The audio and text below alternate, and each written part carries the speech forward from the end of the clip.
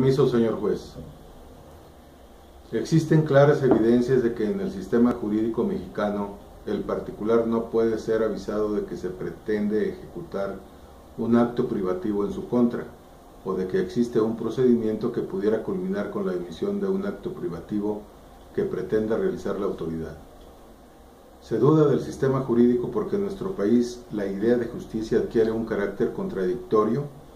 toda vez que aunque en materia de derechos las leyes se caracterizan por estar a la vanguardia en materia de garantías individuales, en lo correspondiente a la administración de justicia no siempre se ha obrado con razón y equidad.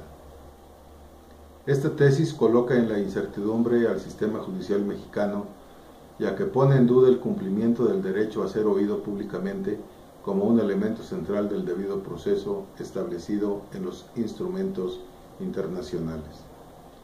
No obstante, las disposiciones que rigen el nuevo juicio civil oral,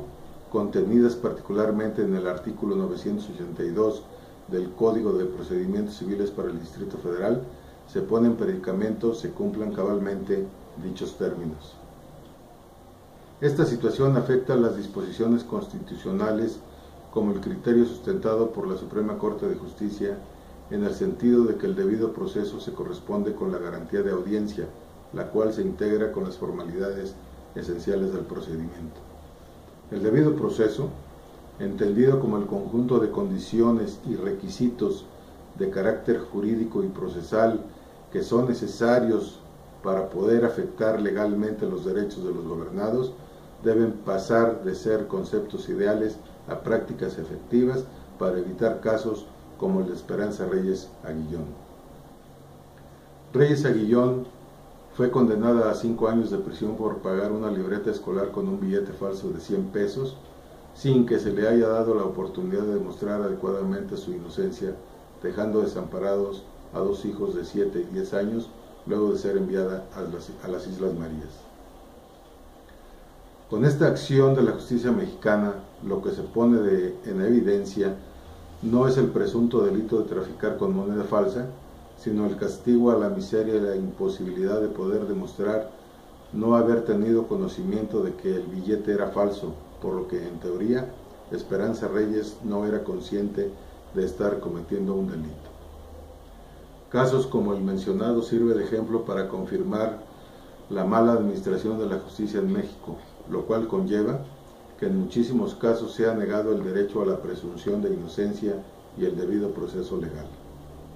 Otro caso totalmente opuesto, pero sin duda también producto de la mala aplicación de la justicia en nuestro país, es el caso de la francesa Florence Cassés, con lo cual pretende llevar al exterior una imagen de que en México hay una correcta aplicación de la justicia, aunque para su liberación se haya tenido que llegar hasta la Suprema Corte de Justicia de la Nación. De hechos similares a los mencionados, tenemos que en 3 lustros de existencia el Consejo de la Judicatura Federal ha sancionado a poco más de 1000 servidores públicos del Poder Judicial. De estos, más de la mitad han sido jueces y magistrados. La cifra de conductas penadas, de las que únicamente 156 se han considerado graves, contrasta con la cantidad de quejas que llegan al órgano disciplinario, que para 2011 rebasaban las 22,000. Vistos los hechos, es necesario hacer hincapié en el cumplimiento de las disposiciones legales, tanto nacionales como internacionales, para que las personas sean oídas en juicio. De acuerdo con el Código de Procedimientos Civiles para el Distrito Federal y su artículo 982, los escritos de demanda, contestación, reconvención, contestación de la reconvención y desahogo de vista de estas, las partes pueden ofrecer sus pruebas expresando con toda claridad cuál es el hecho o hechos que se trata de demostrar con las mismas. Igualmente, como lo mandata nuestra Constitución en su artículo 14, nadie puede ser privado de su libertad o derechos sino mediante juicio seguido ante tribunales previamente establecidos, en los que se cumplan las formalidades esenciales del procedimiento, como también que las sentencias que pongan fin a los procedimientos orales deberán ser explicados en forma pública previa citación de las partes. Se trata con ello hacer valer efectivamente que toda persona tenga derecho en la realidad a ser oída, con las debidas garantías y dentro de un plazo razonable por un juez o tribunal competente, independiente e imparcial, como lo demanda la Convención Americana de los Derechos Humanos. Asimismo, es importante hacer valer el principio de que todas las personas son iguales ante los tribunales de justicia, en la substanciación de cualquier acusación de carácter penal formulada contra ella, o para la determinación de sus derechos y obligaciones de carácter civil, según lo dispuesto por el Pacto Internacional de Derechos Civiles y Políticos. Y, finalmente, fundamentar, con base en la Declaración Universal de los Derechos Humanos, que la justicia mexicana garantice que toda persona tiene derecho, en condición de plena igualdad,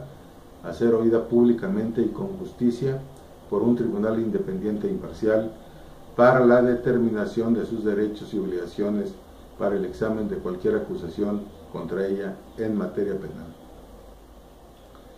De tal suerte que no son pocos los instrumentos internacionales encaminados al fortalecimiento de los órganos de impartición de justicia en el mundo y en México. Por lo tanto, no se pueden ignorar compromisos contraídos por nuestro país. En tal caso, es necesario fortalecer las instituciones a fin de combatir la opacidad, la corrupción y la discriminación en la impartición de justicia. En este sentido, debe imperar el criterio de la Suprema Corte de Justicia de la Nación para que las garantías del debido proceso que aplican en cualquier procedimiento de naturaleza jurisdiccional son las que han identificado como formalidades esenciales del procedimiento, cuyo conjunto integra la garantía de audiencia, las cuales permiten que los gobernados ejerzan sus defensas antes de que las autoridades modifiquen su esfera jurídica en forma definitiva. Con tal propósito, el Tribunal en Pleno de la Suprema Corte de Justicia de la Nación determinó que las formalidades esenciales del procedimiento son las que garantizan una adecuada y oportuna defensa previa al acto privativo, por lo que deben compartirse las formalidades esenciales del procedimiento. Estas son la notificación del inicio del procedimiento, la oportunidad de ofrecer y desahogar las pruebas en que se finquen la defensa, la oportunidad de alegar y una resolución que dirima las cuestiones debatidas cuya impugnación ha sido considerada como parte de esta formalidad. Por todo lo anterior, nuestro sistema judicial necesita cambiar. Debe prevalecer el principio de que en todo procedimiento la persona tenga el derecho de ser oída públicamente como un elemento central del debido proceso conforme a lo establecido en los instrumentos internacionales. Debe cumplirse cabalmente con las disposiciones que rigen el juicio oral civil,